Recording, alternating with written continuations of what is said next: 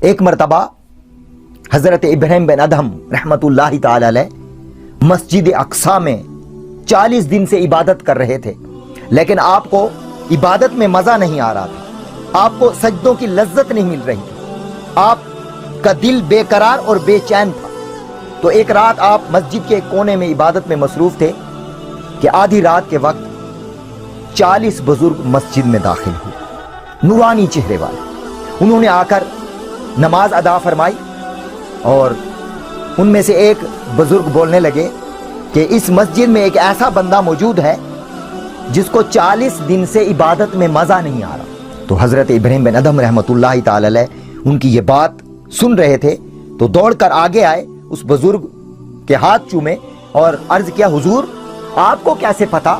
کہ مجھے عبادت میں لطف نہیں آ رہا؟ واقعی 40 دن گزر گئے، مجھے عبادت میں مزہ نہیں آ رہا، مجھے عبادت میں لطف نہیں آ رہا، اس کی وجہ کیا ہے؟ تو وہ نورانی بزرگ کہنے لگے، اے ابراہیم یاد کرو جب تم بصرہ کے بازار میں گئے تھے اور وہاں سے ایک ریڑی والے سے تم نے کھجوریں خریدی، جب تم نے کھجوریں خریدی تو تمہاری نظر نیچے گئی زمین پر، تو ایک کھجور نیچے گری ہوئی تھی، تو تم نے اپنی سمجھ کر وہ اٹھا لی اور اپنے کھجوروں میں رکھ لی، اور تم نے سمجھا کہ یہ میری اپنی ہے۔ تو جب سے تم نے وہ کھجوریں کھائی ہیں، کیونکہ اس میں وہ کھجور بھی تھی جو مالک کی اجازت کے بغیر تم لے کر آئے تھے، جب سے تم نے وہ کھجور کھائی ہے اس وقت سے تمہاری عبادت کا ذوق اور شوق اور خشوع اور خضوع اور عبادت میں جو تمہیں مٹھاس ملتی تھی، اس ایک کھجور کی وجہ سے سب کچھ ضائع ہو گیا۔ تو محترم بھائیوں،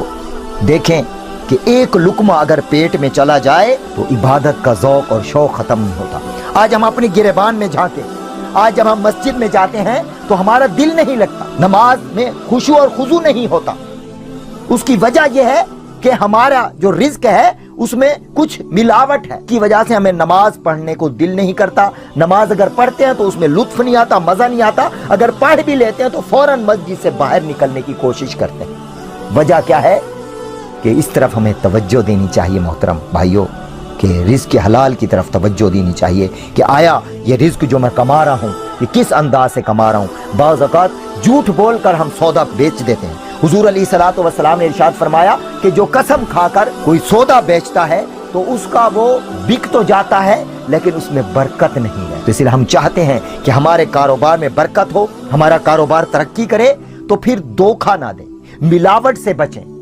اور جھوٹ بول کر تو سودا بالکل نہ بیچیں، سچ بول کر سودا بیچیں کہ اتنے کی ہے آپ خریدیں، اگر آپ کو وارے کھاتی ہے تو لے لیں، نہیں تو آپ کی مرضی۔ لیکن بعض اوقات دکاندار اپنا مال بیچنے کے لیے جھوٹ بولتا ہے کہ جناب یہ 10 روپے خرید ہے، میں آپ کو 15 کی دے رہا ہوں،